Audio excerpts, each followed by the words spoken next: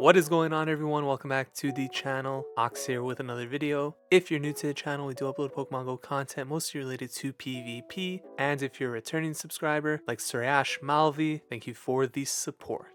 In today's video, we're taking a look at some team ideas for the Sinnoh Cup in the Great League. The Sinnoh Cup will be a theme cup running from January 10th until January 24th. Under this format, there will be the same rules as the Great League. Pokemon under 1500 CP are eligible, and only Pokemon from the Sinnoh region will be allowed. In this video, we will be taking a look at 4 team ideas. These teams are by no means the best teams for this meta. In fact, this meta looks like it's going to be very rock, paper, scissors, so we will see how that goes in the coming days. But for the meantime, we have 4 team ideas here to help you build a team, get a general idea of team building for this meta, and I have provided alternative options as well for these teams.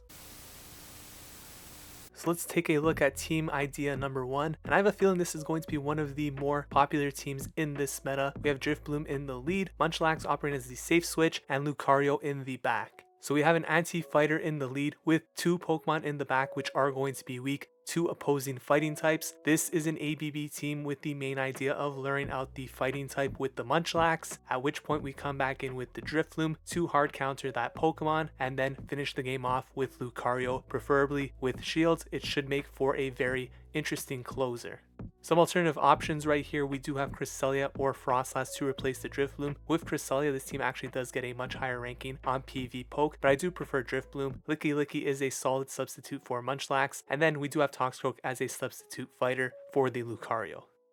Taking a look at the ratings on PvPoke, we could see that this team does have an A in coverage, a C for bulk, and then a B for both safety and consistency. Drifblim and Lucario are 2 glassy Pokemon, so it does make sense that the bulk is going to be on the lower end here, but Munchlax does help balance that out a little bit as a very bulky safe switch option.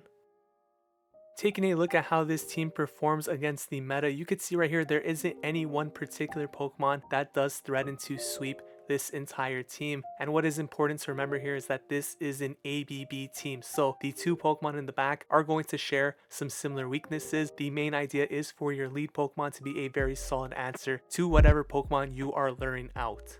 With that said, let's take a look at how this team performs in some practice battles. So jumping into the first battle with this team, we have a Drifblim lead into a Bastiodon. This is one of the worst leads you could possibly see with this team. Of course, we're going to safe switch into the Munchlax.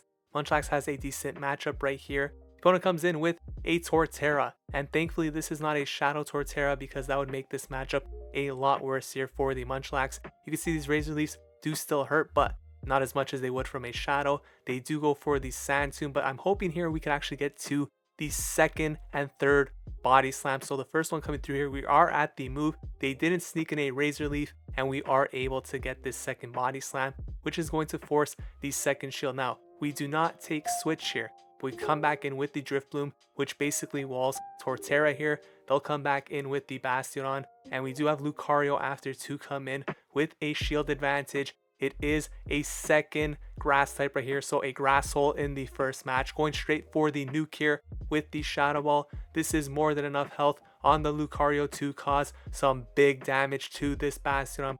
Some very nice go battle lag right there. It's okay, we're gonna have this power up punch right here, boost up these counters, and finish off this game against a hard counter lead.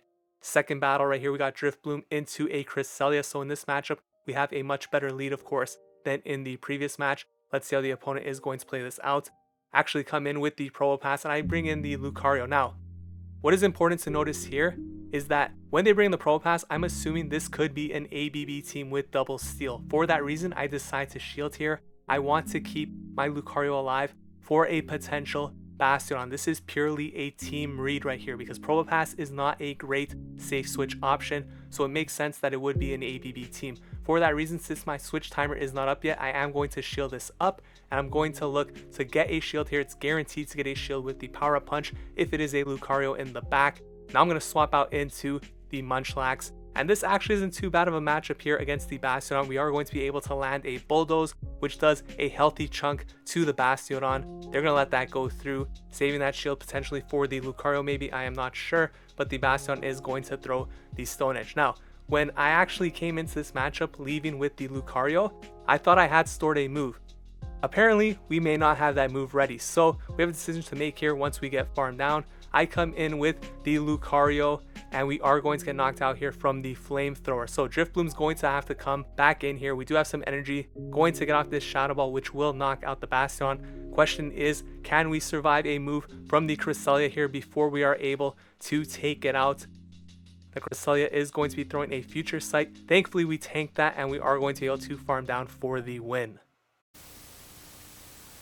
So jumping into team number 2, we have a Gastrodon lead, either form, Froslass as the safe switch, and then Infernape as the closer. So Infernape is a pretty spicy pick for this meta, but I think it's actually pretty solid. It does have access to both Blast Burn and Close Combat, two very heavy hitting moves and pretty relevant for this particular meta. As far as the substitutes go, I think Abomasnow could turn this team into a double ice strategy in the back. Magnezone as the safe switch over Froslass could lure out the fighting type, which Gastrodon after will have a very good time with, and Toxicroak performs a similar role to Gastrodon for the main purpose of countering the steel or fighting type. So taking a look at the ratings on PvPoke, you could see this team does have an A in coverage, a B in consistency, and then a D in both bulk and safety. So not the safest team to run out there. However, I think it does do its job for the most part, and it is pretty hard to build a team with high ratings for this meta from what I've seen thus far on PvPoke. So I think this is quite normal to see. As to how this team performs in the meta, you could see this is pretty much an anti-Lucario team. How many Lucarios we actually see remains to be seen. It is ranked number 1. Now, Lucario is very bait dependent for the most part in a lot of those matchups, so its rating may be a little bit exaggerated, but we'll have to see once the meta actually begins. Gallade is a little bit difficult. Honchkrow looks like a very spicy pick, as does Primplup. Those are going to be two very difficult matchups for this team. With that said, enough of the talking, let's jump into the practice battles. So jumping into the first battle, we have a Gastrodon lead right here, taking on a Togekiss. This is a pretty awful matchup for Gastrodon. Now, I do actually have Hidden Power Ice, but I am running Mud Slap right here. Swap out into the Froslass, opponent brings in the Munchlax. Munchlax is a pretty good answer to Froslass, but with this big of an energy lead, it is actually in a pretty tough spot. We'll have to shield at least one of these avalanches, and it can't really afford to farm down without throwing a couple of body slams. So second avalanche coming through right here.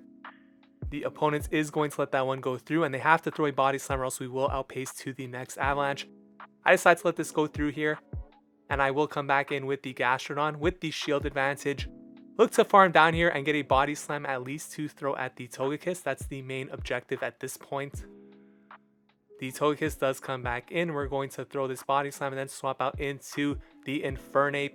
And we get met by a Lucario right here. So we're dealing super effective damage. But you can see we are super glassy, taking a lot from those counters. I need to commit to the farm down here.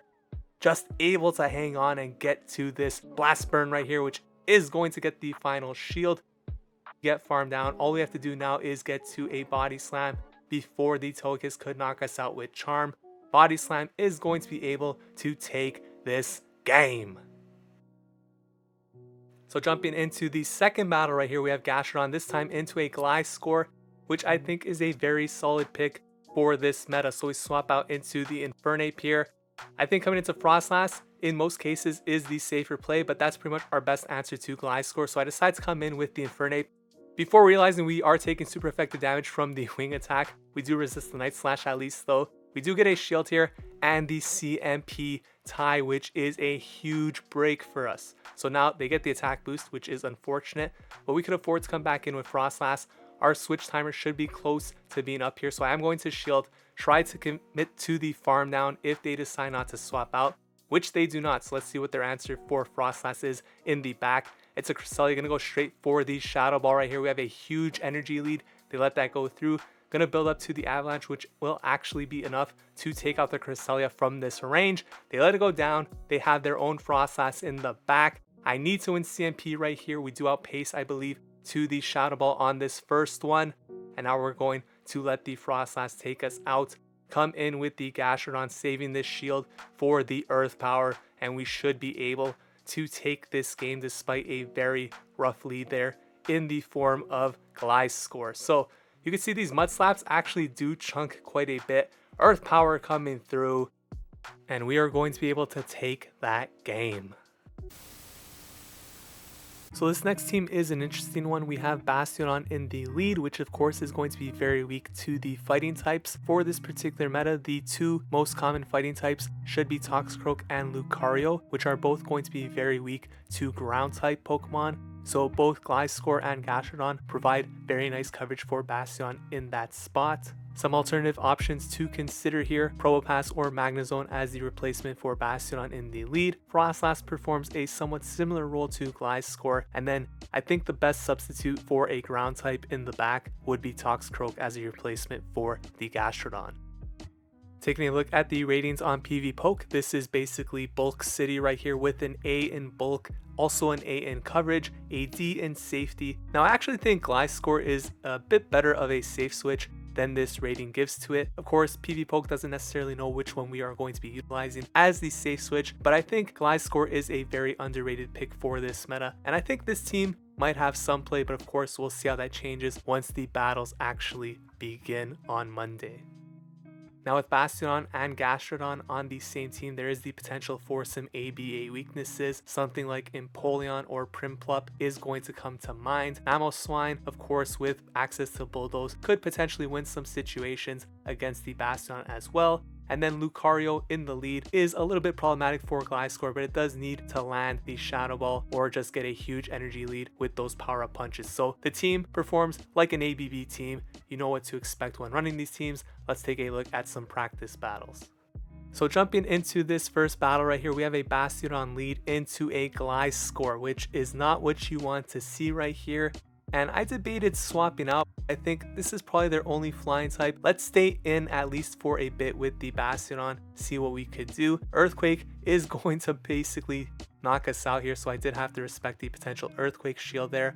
I wasn't counting in the moment, going for the Stone Edge right here. And at this point, if it's an Earthquake, it is what it is. We have to let it go through. It is the Earthquake, very unfortunate. Knocks us out. Come in with the Gliscor. Actually only have a Shadow right here. You definitely do not need the Shadow, but that's all I had built. Going to throw the Night Slash right here at the opponent, and they're going to let that go through. We get the nice energy lead, which is important because it is a Froslass coming in. Night Slash will deal some very nice damage here coming from the Shadow, but not enough to KO. I swap out into the Gastrodon, and they bring in the Probopass. So this is where the team basically shows its strength. Gastrodon is a very solid closer right here, especially if you see something like this in the back. And the opponents actually believe that they threw this game by swapping out to the Probopass, so they demanded a rematch, and that is what we are going to see in battle number 2 right here. See if it plays out any differently, especially with the opponent now knowing what my team is. So we'll see how that affects the matchup in battle number 2. Bastiodon into the Gliscor once again. This is the rematch right here, and we're going to stay in again, basically play this out the same way. Or no, I'm going to swap out to Gliscor this time instead to lure out the Froslass. Now when running this team, you are going to want to lure out that ice type Pokemon, of course, and that is going to allow you to come in and farm with the Bastiodon. But as you can see right here, there isn't too much farm, so we're not going to get enough energy to pretty much threaten this Gliscor. So you could actually debate not throwing a move with our own Gliscor there to give the Bastiodon more farm, but it's okay. We're going to throw the Stone Edge right here. Opponent is going to shield that up, and they're going to look to throw a move. I am going to call the Earthquake once again, and again we get baited by the Night Slash.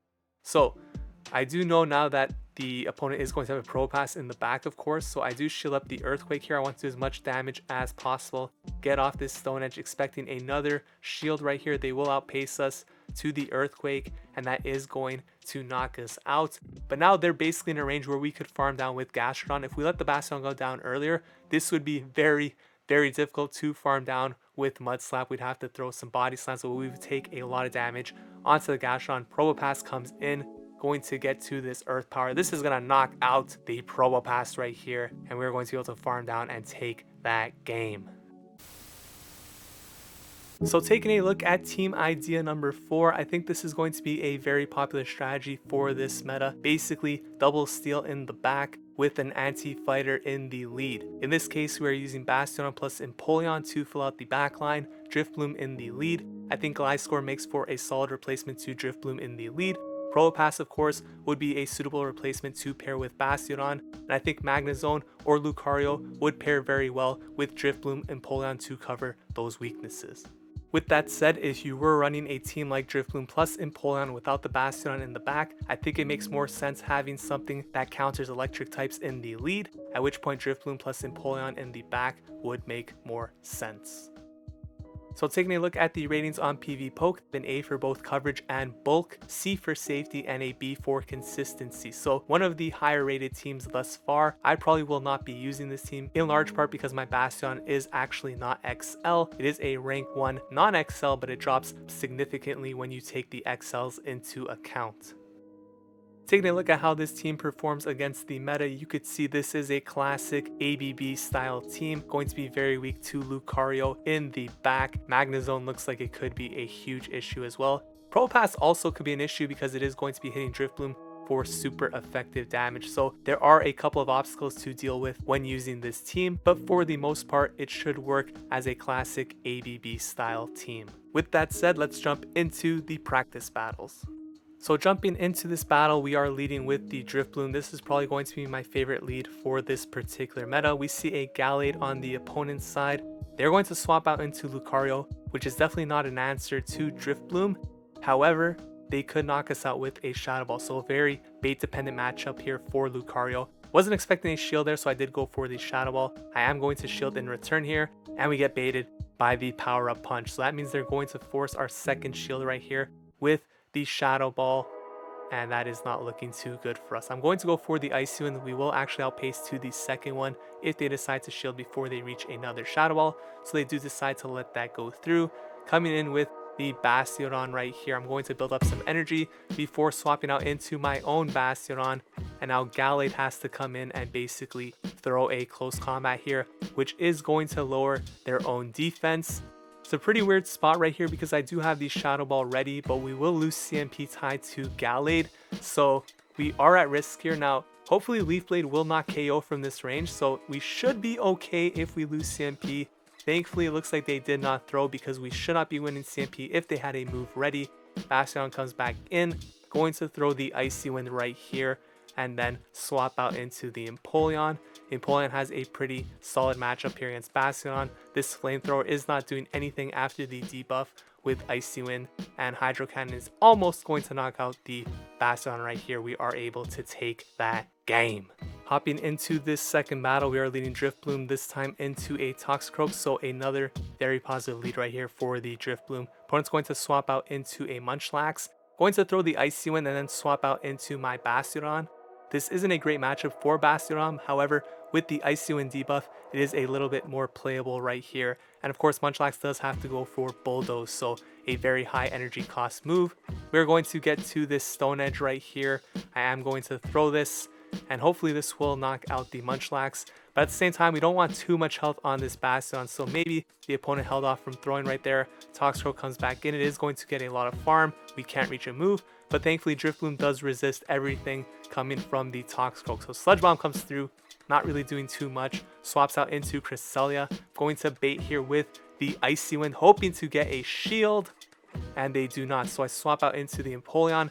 Now I'm hoping here that if this Grass Knot doesn't do too much, I'm going to shield the first one, but I'm actually going to let the second one come through, see how much it does, so I could sort of gauge what I could do in this particular matchup. You can see we could definitely tank that, so I'm going to try and commit to a complete farm down so that I have two moves ready to throw immediately at that Toxicroak when it comes back in, and here it comes. So going to throw the Drill Peck right here. I'm also looking to stall the switch timer. Hydro Cannon coming through. They decide to no shield, swap out into the Drifblim, able to farm down, and this game is over. So Icy Wind going to get the shield.